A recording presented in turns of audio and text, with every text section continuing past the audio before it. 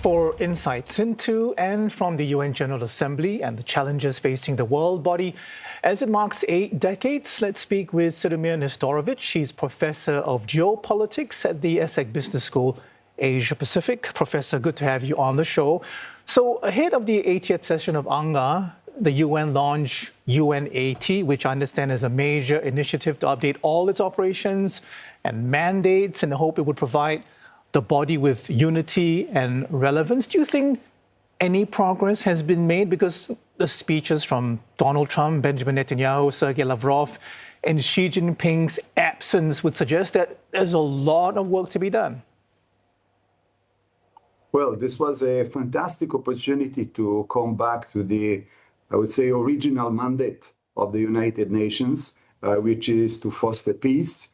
However, we are witnessing the many problems in the world, not only the Israel-Gaza conflict, but also concerning Ukraine. So for the moment, we don't see, as President Trump has indicated, that the United Nations has delivered. But on the other side, as the Foreign Minister Balakrishnan has indicated also, what else do we have? We don't have any other multilateral institution rather than the United Nations. So for the small states, but even for the middle states, it is an essential place where to discuss and where sometimes also to resolve issues. So I don't see how we can go beyond the United Nations, but at the same time, there is still plenty of work to do in order to accomplish the initial mandate of the United Nations. Indeed. And Professor, I'm just looking back on the week. What stood out for you as the defining moment of this year's UNGA? Was there a speech or perhaps a dynamic in the room that really just captured the state of global affairs and the environment?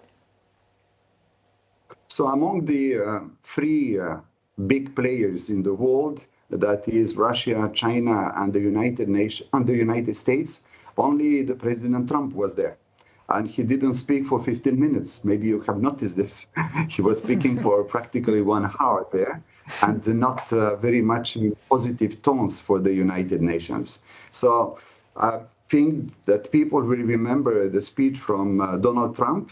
After that, we have many other speeches. Of course, we had Benjamin Netanyahu, we have Vladimir Zelensky. But close to us, we also have the President Prabowo, who was there. So Indonesia was not there for quite a long time. But this time, the President Prabowo decided to go there.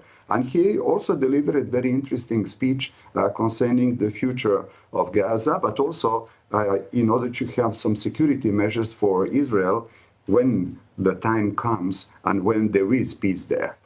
Okay, and Professor, you earlier said there is a lot to be done. And of course, one theme that came up repeatedly, including in Singapore's address, is Security Council reform.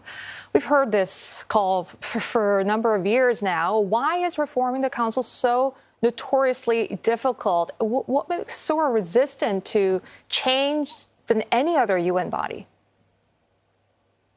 You're absolutely right. There are many calls in order to reform the Security Council, and even some European countries have floated the idea to share their seat there. For instance, France sharing with Germany, or another country sharing with Japan. So for the moment, this did not materialize. And I believe that it doesn't materialize because the other three big players, again, the United States, Russia, and China, are not ready for that.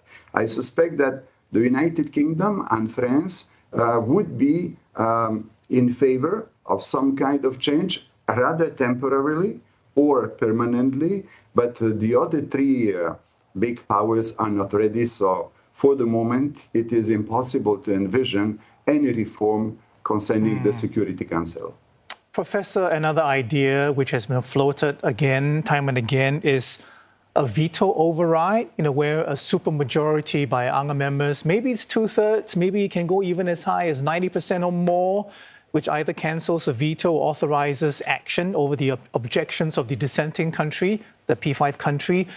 Why hasn't this idea gained any traction, or is the idea of multilateralism so far gone that it's dead in the water? Yeah, you're right. So for the moment, the P5 members, they enjoy a right. And this right is completely illegitimate when we consider the other countries in the world. So other countries, even big countries such as India or such as Japan or Brazil, they would say that it is impossible to continue this way. But for the moment, that's the situation that we have.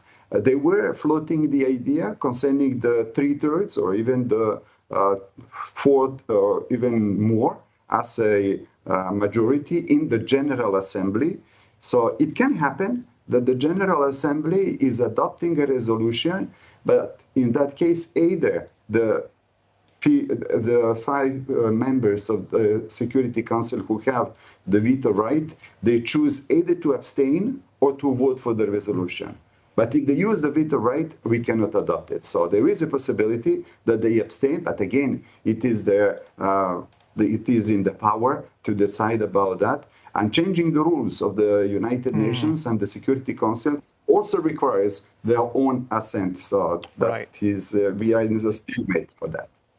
Professor, a specific point of business over the weekend, the UN reimposing sanctions on Iran over its nuclear program using a so-called snapback mechanism. Tehran, we know, denounced it before going into a closed-door session. I mean, what do you think Iran is going to do, its possible responses, and of course the implications, for wider nuclear proliferation?